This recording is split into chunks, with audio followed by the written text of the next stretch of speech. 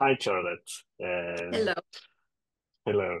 So we're taking this in English since I know a lot of people are waiting to hear about the new TV show Shogun that has been in the making for a long time, and you may have spoken many times about other projects, and I have always asked at the end, how about Yeah, you Shogun? always ask me. Yeah, yeah, And now here we are, only a few weeks from the premiere, and I've been able to watch 8 of the 10 episodes, and yours is the third.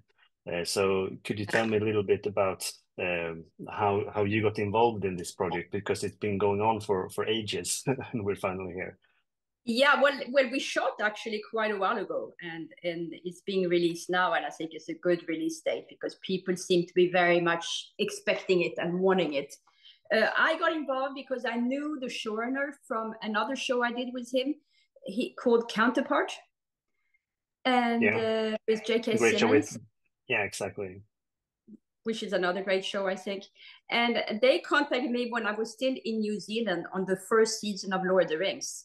And they wanted to book me and get me involved for one episode. Actually, for several episodes in the beginning. And then it actually only became one because I moved on to the Continental after.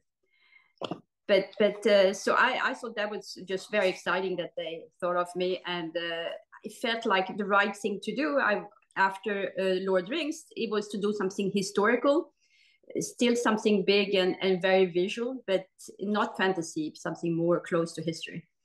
And so that's how I really got involved. They called me up and booked me a long time in advance, and then we ended up shooting in I think it was in 21, actually, in November 21.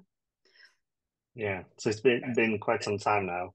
And I don't know, were you aware of the book and the miniseries from the 80s from Yes, before? I knew the miniseries, and I also know the book, and I'm a big fan of all the kind of samurai stories. There are, I mean, I find historical pieces, and it's specifically something about Japan, very exciting. There's actually a video game that's I think somebody's going to do soon, called The Ghost of Tsushima, and Yeah, it's also summarized as absolutely gorgeous. So I thought it was a very exciting and visual project to be involved in. And before they even called me in New Zealand, I think that Justin and I had lunch in LA long before that to discuss this project because it was held up by COVID for a while because it was meant to be shot in Japan. Because as you can see, it has a lot of Japanese actors and there's a lot of Japanese yeah, speak in the series. So so that had to change because of they couldn't travel anymore.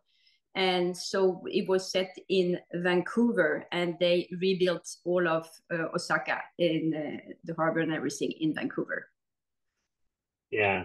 And if we would speak a little bit about your episode in particular, I don't want to spoil anything, of course, but for anyone who's seen the original miniseries or read the book, you don't go that far out from the source material, but there are some small changes, and I just really liked the third episode of the season, and I would actually probably go as far as to say that it's my favorite episode of television this year that I've seen Wow. so far.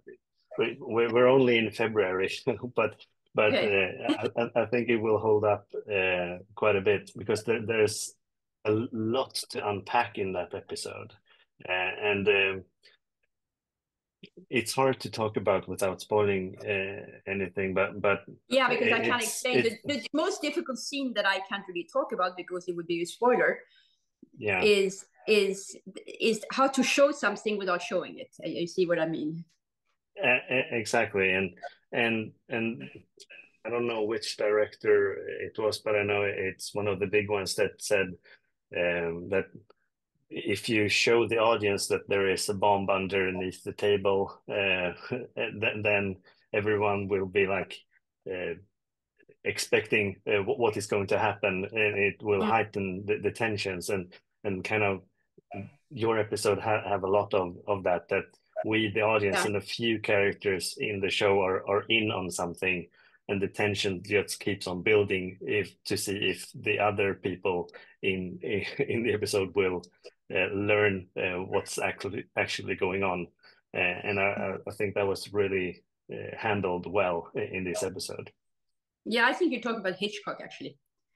Yeah, yeah. Who was saying like, I wasn't sure if it was Hitchcock or Orson Welles or some, but yeah, yeah. I think now when you say it.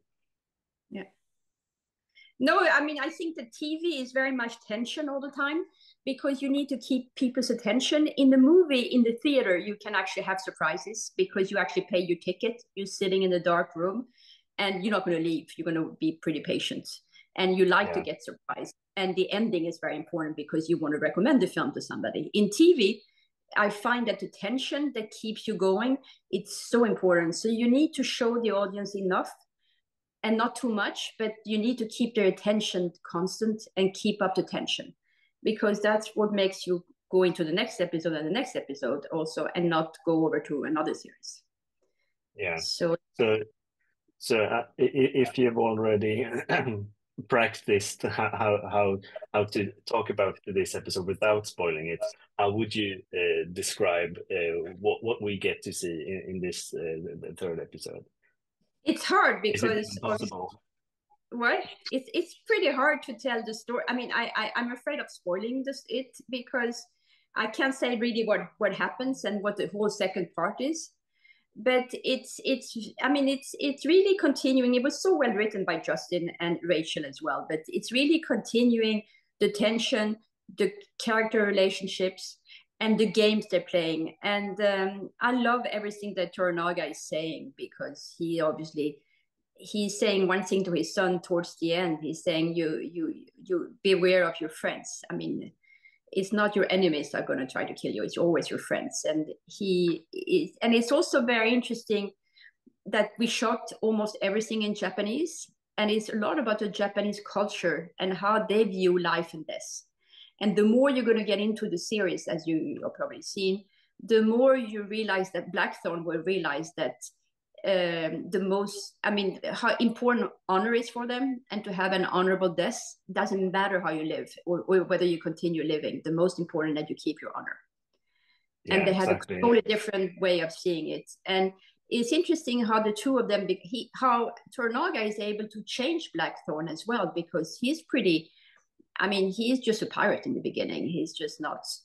And then he by discovering this culture, he becomes a different person, and he tries to do the right thing. And I really think he has a very interesting character arc in this. But it was very special because we obviously had to shoot everything in Japanese, and I don't speak much Japanese. So I had a translator on set. Some actors didn't even speak English. And so I had a translator on set. And then I had a script supervisor who was bilingual. And she would have to show me what line they were saying. So she would show me the English line.